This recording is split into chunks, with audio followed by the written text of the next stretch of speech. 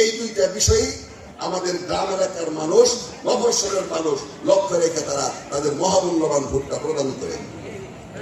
তো সেই জন্য আমি মনে করি যে আমি বিগত দিনে এমপি ছিলাম, 30 বছর রাজনীতি করি। আমার আচার আচরণ, আমার ব্যবহার, আমার কর্মপন্থা আজকে দীর্ঘদিন আপনাদের সঙ্গে চলতেছি। নেতা কর্মী শুভাকাঙ্ক্ষী ভোটারদের সঙ্গে আমার কি সম্পর্ক, এটা নতুন করে পরীক্ষা দেওয়ার আর আমার কারণ আছে বলে মনে করি। আমি ভালো না মন্দ, আমাকে সুখে দুঃখে পান কি পান নাই, প্রাকৃতিক দুর্যোগ, এলাকার সমস্যায় যে কোনো বিষয়ে আমার কতটুকু কাছে পাইছেন, কতটুকু আমার কাছে এসে বলতে পারছেন, কতটুকু সমাধান পাইছেন, এই বিষয়টা আমার কাছে মনে হয় এই এলাকার শ্রীপতি ঝিনাইগাতীর মানুষ অবগত আছেন। আর দ্বিতীয় বিষয়টা হইতেছে যে উন্নয়ন আসলে করতে হলে সরকারি দলের এমপি ছাড়া উন্নয়নের কোনো বিকল্প নাই।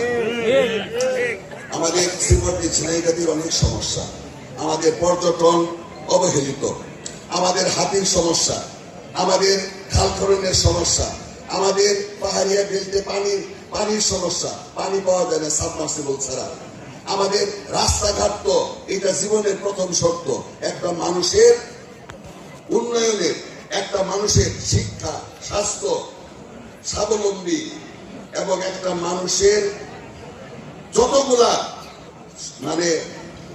কার্যক্রম আছে জীবনে চলার পথে, প্রথম এবং প্রধান শর্ত যোগাযোগ ব্যবস্থা। যে গ্রামে যে এলাকায় যোগাযোগ ব্যবস্থা সমস্যা, ওখানে শিক্ষা বলেন, স্বাস্থ্য বলেন, মানবিকতা বলেন, ওখানে সর্বশেষ ওই গ্রামে বিয়ে শাদীও ভালো হয় না, ঠিক কিনা? তো এই জন্য আমাদের এলাকার রাস্তাঘাটগুলির কথা বলছেন।